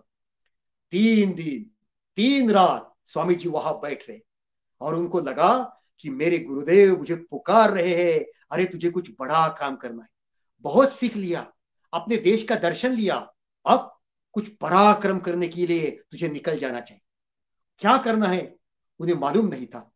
उसके बाद स्वामी जी मद्रास में आ गए, और वहां कुछ कॉलेज के स्टूडेंट्स आए थे, छात्र आए थे, और वो चर्चा कर रहे थे और हंस रहे थे। और स्वामी जी को एक बहुत अच्छा काम करने की आदत थी। जब कोई ऐसे मेहमान आते थे, तरुण आते थे, युवक आते थे, तो स्वामी जी स्वयं घर में जाकर स्वयं अपने हाथों से कुछ बनाते थे, पदार्थ बनाते थे और सबको खिलाते थे। वो भी उनकी एक आदत थी। और वैसे स्वामी जी ने कुछ लाया था और वो सबको खिला रहे थे, और वो बच्चे क्या बोल रहे थे, तो किसी ने कहा, अरे मैंने, वो क्रिश्चियन लोगों का चर्च होता है ना, मैं गया था रविवार में चर्च में, और मैंने देखा वो क्या खड़े रहते थे, ऐसी एक कतार में खड़े रहते हैं, एक ही सुर में प्रार्थना गाते हैं, वो सामने यीशु की मूर्ति होती है, और वो उनकी जो पिता है ना, उस पिता की वो प्रार्थना करते हैं, कितना सुंदर वातावरण होता है। तो दूसरा बोलने लगा, हाँ मैंने भी देखा है। तो तीसरा बोला कि अरे कितना अच्छा है ना, एक ही उनका धर्म ग्रंथ है बाइबल, एक ही उनका पिता है वो परमेश्वर, वो पिता है, उसका एक ही प्रेषित यानी संत है वो यीशु है, एक ही उनकी प्रार्थना है, एक ही उनका पवित्र दिन है, सारे इकट्ठा होते। लेकिन हमारे धर्म में देखो, कितने देव, कितनी देवियां, अरे बाप रे बाप रे। तो सब हंसने लगे, जब चेष्टा करने लगे, जब एक दूसरे की मजाक उड़ाने लगे। एक ने कहा, और कितने इतने छोटे छोटे, ये हमारा जो देवारा होता है ना, देवघर होता है ना, उसमें ऐसा लगता है कि ट्रैफिक जाम हो गए है, कितने देव। यहाँ देखो, ये बुद्धि की देवता है, ये कौन है, ये धन देने वाली देवता है, ये दुर्गा माता कौन है, शक्ति की देवता है। तो तीसरा बोलने लगा, हाँ हाँ, ये कौन होता है, वो परशुराम है, वो कड़क ब्रह्मचारी है। दूसरा है वो प्रभु रामचंद्र है, वो एक पत्नी व्रतधारी है, और उसके साथ में भगवान श्री कृष्ण है, वो कहता है मुझे 16 सहस्त्र नारी है। अरे कैसे हमारे देव। तो ऐसे वो मजाक उड़ा रहे थे। उनको लगा कि स्वामी जी क्रोधित होंगे, उनको बुरा लगेगा। तो किसी ने कहा, स्वामी जी आपको बुरा लगा। स्वामी जी ने कहा, देखो, हमारे धर्म की चिकित्सा हमें करना चाहिए, और कुछ गलत हो तो निकाल देना चाहिए, ये होना चाहिए। लेकिन अभी आप जो बोल रहे थे मैंने सुना, लेकिन मेरा भी एक सवाल है। बच्चों, क्या आपने कभी डेमोक्रेसी यानी लोकशाही के बारे में सुना है? तो वो लड़के वो आगे, हाँ हाँ, हमने सुना है ना, वो इंग्लैंड में है लोकशाही। स्वामी जी बोले, क्या होता है लोकशाही? तो बोलने लगे, ऐसा होता है कि वहां राज्यकर्ता कौन होना चाहिए इसके लिए चुनाव होते हैं, और बहुत सी पार्टियां होती है, और लोग निर्णय लेते हैं कि इसमें कौन सी पार्टी हमारे देश की राज्यकर्ता बने। तो स्वामी जी ने पूछा, क्या ये अच्छा है क्या? तो बच्चे बोलने लगे, हाँ हाँ क्यों नहीं, क्योंकि हमारा राज्यकर्ता कौन होना चाहिए इसका निर्णय करने का हमें अधिकार होना चाहिए, ये हम चुन सकते हैं, अच्छा है, इसका चॉइस हमें मिलना अच्छा है। तो स्वामी जी ने अगला सवाल पूछा, क्यों रे भाइयों, यदि हमें अपना राज्यकर्ता चुनने का अधिकार होना चाहिए, तो हमें हमारा ईश्वर चुनने का अधिकार क्यों नहीं होना चाहिए? अरे जिनके पास एक ही ईश्वर है, उनको ईश्वर चुनने के लिए कुछ ताकत ही नहीं है। लेकिन हमारे यहाँ किसी को बुद्धि का काम करना है तो माता सरस्वती की पूजा करता है। किसी को व्यापारी बनना है, धनवान बनना है, तो सरस्वती की नहीं तो लक्ष्मी की पूजा वो कर सकता है। और किसी को बल संपन्न बनना है तो वो महाबली हनुमान की पूजा कर सकता है। और एक विशेषता ये भी है कि एक ही घर में रहने वाले तीन सगे भाई अलग अलग ईश्वर की पूजा करते हुए भी एक मेक से युद्ध नहीं करते, अपने खेल मिलकर रहते हैं। ईश्वर अनेक होकर भी उनकी बंधुता नष्ट नहीं होती। देखो, लोकशाही यानी डेमोक्रेसी उस पाश्चिमात्य राष्ट्र ने हमें हिंदुओं को सिखाने की जरूरत नहीं, ये तो हमारे खून में है। हमारे खून के कतरे कतरे में, बूंद बूंद में वो सब है। तो ये बच्चे देखने लगे, आश्चर्यचकित होने लगे। स्वामी जी, आज तक ऐसी दृष्टि से हमने कभी हिंदू धर्म की ओर देखा ही नहीं। स्वामी जी बोलने लगे, यही तो मेरा दुख है, क्योंकि वो कहते हैं तुम पागल हो, इसलिए तुम्हें ऐसा लगता है कि हम पागल है।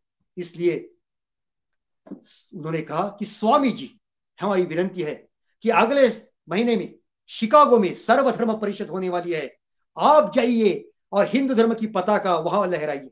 स्वामी जी बोले, अरे मैं नहीं, मैं इतना विद्वान नहीं हूं। तो लड़के बोलने लगे, स्वामी जी, यहाँ बहुत से लोग हैं उनके पास धर्म का ज्ञान है लेकिन अंग्रेजी नहीं आती। जिनको अंग्रेजी आती है उनको धर्म का ज्ञान नहीं, और जिनको पास दोनों हैं उनको अपने धर्म की महती विश्व को दिखानी चाहिए, ऐसी महत्वाकांक्षा नहीं है। ये आप कर सकते हैं। और इसी उद्देश्य से स्वामी जी निकल पड़े और वो अमेरिका की भूमि में आकर वो प्रस्थापित हो गए। और स्वामी जी ने वहां विश्व विजयी भाषण किया। पहले तो स्वामी जी को जो दरवाजे बंद हो गए थे, तो स्वामी जी बोस्टन छोटे से गांव में गए थे, तो वहां प्रोफेसर राइट उनको मिलने के लिए आए। तो राइट ने पूछा कि स्वामी जी, आप कहते हैं आप इंडिया से आए हैं, लेकिन हमने तो सुना है कि इंडिया के ऊपर बहुत लोगों ने आक्रमण किया और उसको परतंत्र किया, गुलाम किया।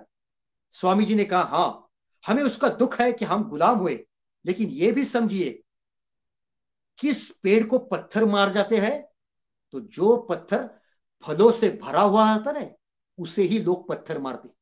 हमारा हिंदुस्तान संपन्न था, धन संपन्न था, ज्ञान संपन्न था, इसलिए विश्व के चारों ओर से लोग वहां आते रहे।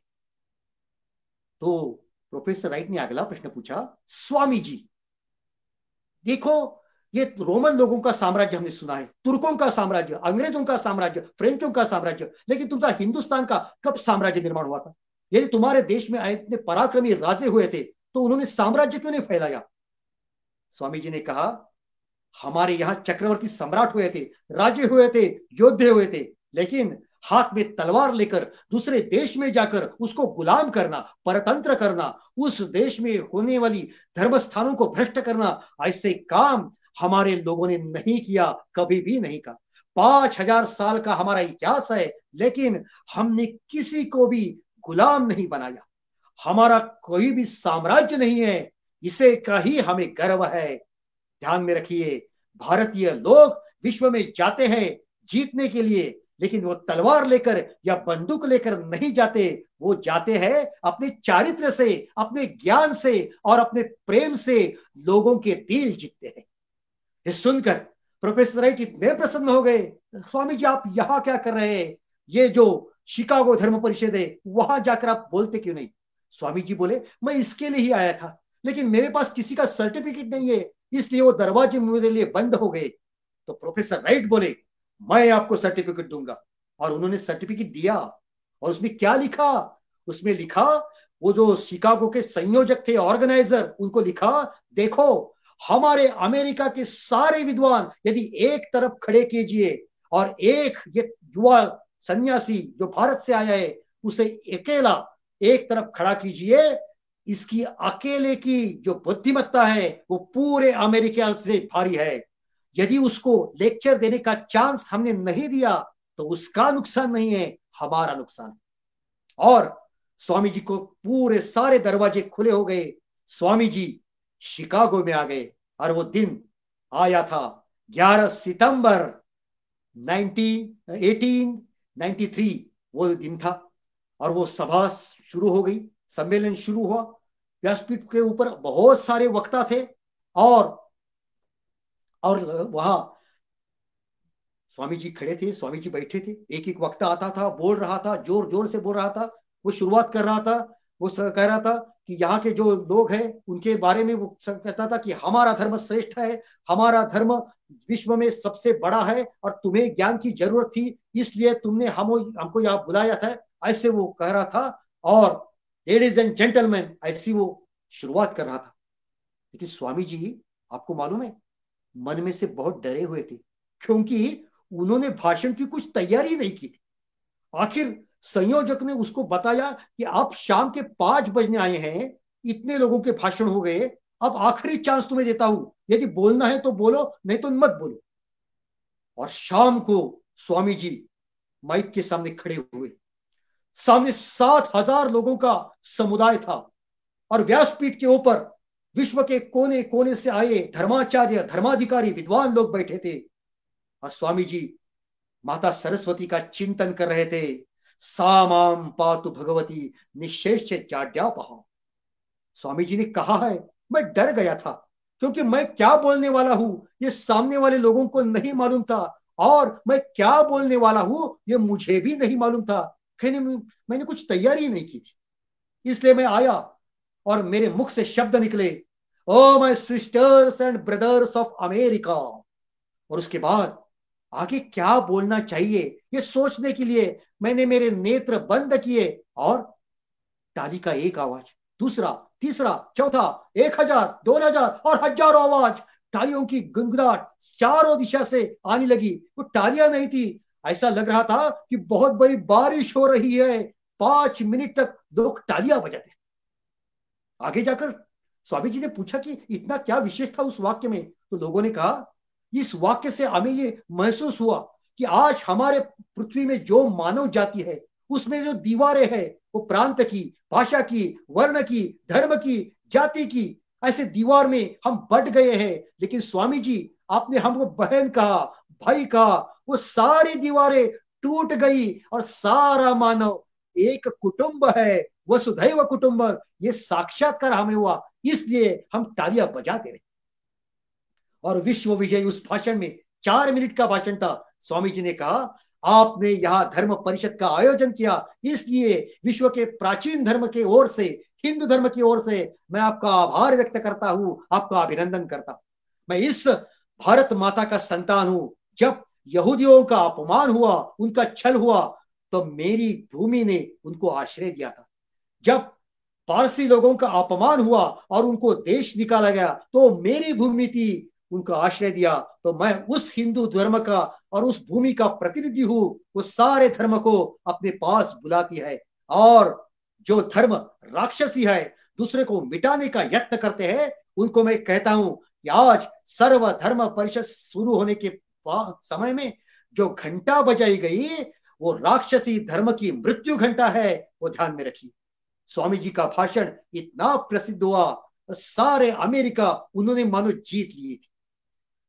पहले दिन उन्हें फुटपाथ में रहना पड़ा, दूसरे दिन वो महलों में रहने के लिए गए, लेकिन वो चैन से वहां सो नहीं सकते थे, क्योंकि उनके मन में था, मेरी भारत माता भूखी है, वो मेरी राह देख रही, जिसका मुकुट हिमालय जग जगमगा रहा है, सागर जिसे रतन की अंजुली चढ़ा रहा है, वो देश है हमारा, ललकार कर रहेंगे, उस देश के बिना हम जीवित नहीं रहेंगे। हे जन्मभूमि भारत, हे कर्म भूमि भारत, हे वंदनीय भारत, अभिनंदनीय भारत, तेरे लिए जिएंगे, तेरे लिए मरेंगे, तेरे लिए जन्म भर हम साधना करेंगे, हम अर्चना करेंगे, हम वंदना करेंगे, वंदे मातरम। स्वामी जी ये बोल रहे थे, सोच रहे थे कि मैं यहां आया हूं मेरे लिए नहीं, मुझे कुछ प्रसिद्ध होने का आकांक्षा नहीं है, मैं मेरे भारत माता किया। और मुझे तो मालूम है कि स्वामी जी का जीवन बहुत बड़ा है, बहुत संपन्न है, लेकिन मुझे यह भी मालूम है कि समय की समाप्ति अब हो रही है।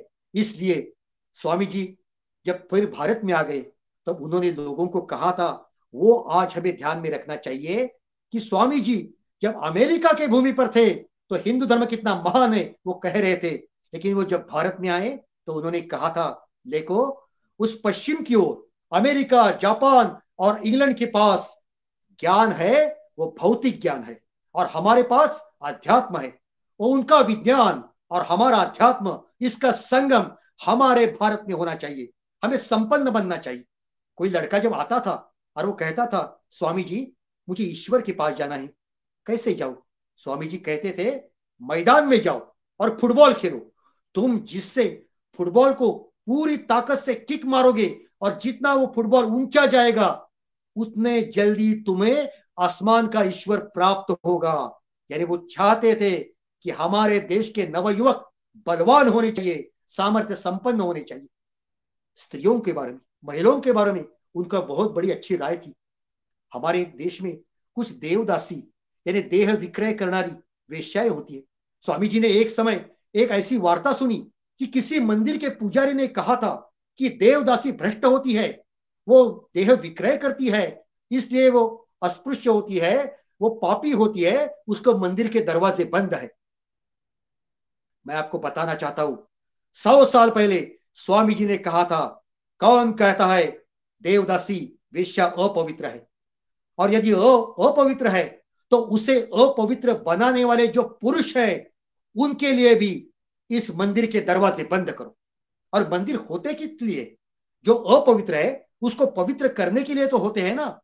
तो ये मंदिर में जाने के लिए यदि चाहती है तो मंदिर के दरवाजे खुले होने चाहिए। और यदि इस मंदिर के पुजारी इस महिलाओं के लिए मंदिर के दरवाजे बंद करते हैं, तो उस पुजारी को मंदिर से निकल देना और इस महिलाओं को आदर पूर्वक ईश्वर का दर्शन का लाभ देना। ऐसा उन्होंने 100 बरस के पहले कहा। उन्होंने कहा था कि अरे कैसी छुआछूत, कैसा जाति भेद, बंद करो और सारा भारत एक है, सारा हिंदू समाज एक है, ऐसी सोच निर्माण करो। देखो, ऐसे 100 युवक यदि मुझे मिल गए कि जिनके हृदय में महत्वाकांक्षा है, जिनके हाथों में बहुत बल है, और वो अपने देश को बहुत ही प्रभावशाली, बलशाली और परम वैभव लेना चाहते हैं, 100 युवक यदि मिल गए, तरियों में भारत का चित्र बदल सकता हूं। उत्तिष्ठत, जागृत, प्राप्य वरान्नी बोधत, ऐसे स्वामी जी का आपको उपदेश है, हमें उपदेश है। आज भी हम वो आचरण में आ सकता है, ला सकते हैं। देखो, स्वामी जी ने अपने मृत्यु का दिनांक पहले से ही तय किया था कि 4 जुलाई 1902 इस दिन मैं इस पृथ्वी का निरोप लूंगा। और उसी तरह उसी दिन शाम को 9:10 कर उनकी जीवन यात्रा समाप्त हो गई। लेकिन देखो, स्वामी जी आज देह से हमारे पास नहीं है, लेकिन उनके विचार हमारे पास है। स्वामी जी ने एक बार कहा था, मैं जा रहा हूं, लेकिन इस भारत को आगे 1000 साल तक उपयोगी होंगे, ऐसे विचार देकर मैं आज इस पृथ्वी का निरोप ले रहा हूं।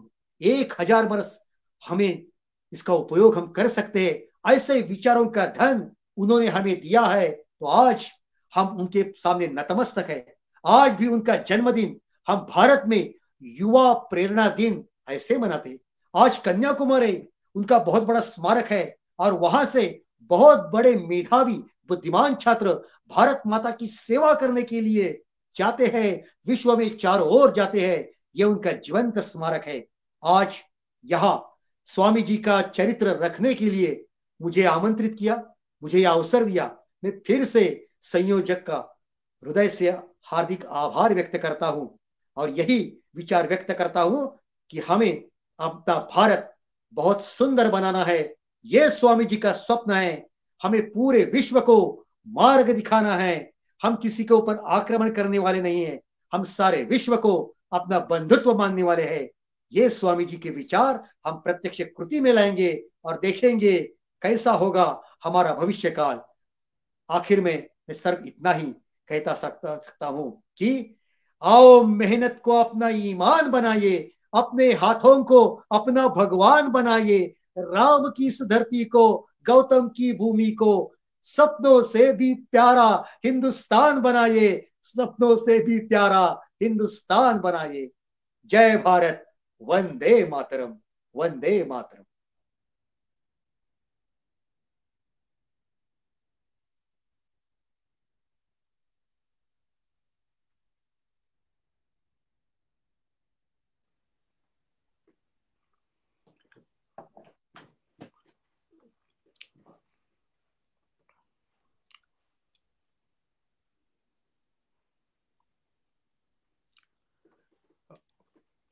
मोहन जी, अगर मुझे एक शब्द में कुछ कहना है तो मैं कह सकता हूँ, सुंदर, अति सुंदर।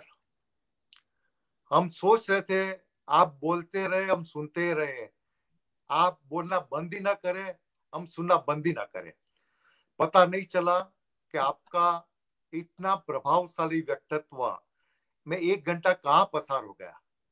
हम तो चाहते थे ये जर्नी, इंस्पायरिंग जर्नी चलती रहे और हम आपके द्वारा जितना भी विवेकानंद जी को जान सके इतना जाने और अपनी लाइफ में उनको उतारने की कोशिश करें। तो सबसे पहले हिंदू जैन टेम्पल की ओर से आपका खूब खूब धन्यवाद, आपका खूब खूब आभार कि आज हम बोल सकते हैं कि हम इतना नसीबदार है कि आपके जैसा प्रभावशाली ओरेटर, जिसको हम चाहते सुनते रहे, आप बोलना बंद ही ना करें, ऐसे महान प्रभावशाली मोहन जी द्वारा जो हमको विवेकानंद की इंस्पायरिंग जर्नी का लाभ मिला है, इट्स एन अमूल्य लाभ मिला है। और हम चाहते हैं, जैसे आपने बताया कि विवेकानंद जी को हम शिकागो में बोलने नहीं देंगे तो वो अमेरिका नुकसान है। तो मैं आज वादा करता हूं कि अगर हम आपको बार बार नहीं बुलाएंगे, वो आपका नुकसान नहीं, वो मेरा नुकसान है। तो हम वादा करते हैं, आज तो आपने हमको झलक दिखाई है, अभी हम पिक्चर देखना चाहते हैं और हम आपको बार बार बुलाएंगे और इस तरह से आप हमको इंस्पायरिंग बातें करते रहे। वो मेरे सब एज, सब उम्र के लोग, क्योंकि आपका था इस family program, today's family event थी और उसमें बच्चे भी थे, एडल्ट भी थे, यंग भी थे, सीनियर भी थे, सब टाइप के ऑडियंस थे और आप सबने इस तरह से बांधा था और it was called as a inspiring journey. जैसे हम एक गांव से दूसरे गांव बस या ट्रेन में बैठ के जाते हैं और बाहर की दुनिया देखते हैं, आपने इतनी अच्छी तरह से विवेकानंद जी का बचपन से लेके एंड तक आप बोलते जा रहे थे और विजुअलाइज कर रहे थे, जैसे हम कोई मूवी देख रहे हैं ऐसा लग रहा था। पूरा चित्र हमने सामने खड़ा हो रहा था। आप जिस तरह से शिष्य गुरु शिष्य का संवाद कर रहे थे, एक के बाद एक उदाहरण दे रहे थे, दीवान जी का उदाहरण दे रहे थे, पिक्चर पे थूकने का थे, पूरा पिक्चर में सामने खड़ा हो रहा था। तो आपने इतनी बढ़िया तरीके से आज हमको स्वामी विवेकानंद की जर्नी में डुबोया है। It is a, I can say, it is a wonderful experience of our life today. And आज मैंने देखा जो हमारे ऑडियंस के जो कमेंट आ रही थी, एक से एक बढ़िया कमेंट आ रही थी। एंड ऑडियंस की भी डिमांड है कि हिंदू जैन टेम्पल इसी तरह के प्रोग्राम भविष्य में भी करते रहे। And I like to thanks to the Rahul Deshmukh, क्योंकि राहुल देशमुख की वजह से आज हमको आप जैसे वक्ता को सुनने को चांस मिला है। एंड वी प्रॉमिस यू कि very soon we like to invite again, and आप इस तरह से हमको मार्गदर्शन देते रहे एंड ज्यादा से ज्यादा हम इंस्पायर करते रहे। So once again thanks to you. मेरे पास शब्दों नहीं है, आपका धन्यवाद किस भाषा में किस तरह से किया जाए। It was awesome experience. we heard so many guest speaker, but I can tell you, Mohanji, you are one of the best orator, one of the best speaker we seen in our life. And I like to thanks to all our audience who gave a wonderful comment and they are eagerly waiting to hear you again and again. So once again, thank you very much on behalf of Hindu Jain Temple Executive Committee and Board to give such opportunity to hear about the inspiring journey of Swami Vivekanand. और आपने जो and में किया, जो युवा प्रेरणा दिन, मैं मेरे हिंदू जैन टेम्पल मैनेजमेंट को भी दरखास्त करूंगा कि हमें वहाँ जितना भी हो सके हम स्वामी विवेकानंद की लाइफ का अपने बच्चों को जितना भी हम इंफॉर्मेशन शेयर कर सके। इवन स्वामी का विवेकानंद 100% नहीं, अगर हम 5% भी उनकी लाइफ अपने जीवन में उतारेंगे तो अपनी लाइफ पूरी चेंज हो जाएगी। और हम चाहते हैं कि हिंदू जैन टेम्पल आगामी दिनों में ये युवा प्रेरणा दिन भी सेलिब्रेट करें और लोगों को बताए कि विवेकानंद जी कितनी प्रभावशाली इंडिया की पर्सनालिटी थी। जो मेरे बच्चे उनको पता चलना चाहिए। हम डेल कार्नेगी की हाउ टू इन्फ्लुएंस फ्रेंड वो सब बुक पढ़ते, मोटिवेशन बुक पढ़ते, लेकिन विवेकानंद से बड़ा मोटिवेशन कौन दे सकता है? उनसे बड़ा कौन हमको सिखा सकता है कि how to live our life? एक एक चीजों का, एक एक प्रश्न का सवाल का जवाब विवेकानंद की लाइफ में से मिल रहा है। मैंने ज्यादा पढ़ा नहीं है, लेकिन आज मैं गर्व से बोल सकता हूँ एंड प्रॉमिस कर सकता हूँ कि अभी आने वाले दिनों में मैं ज्यादा से ज्यादा गूगल पे सर्च करूंगा, ज्यादा से बुक सर्च करूंगा, and I like to learn more about the Vivekananda life and to implement in my life to improve my life, and I can do good for the community and good for our nation. So once again, Mohan ji, thank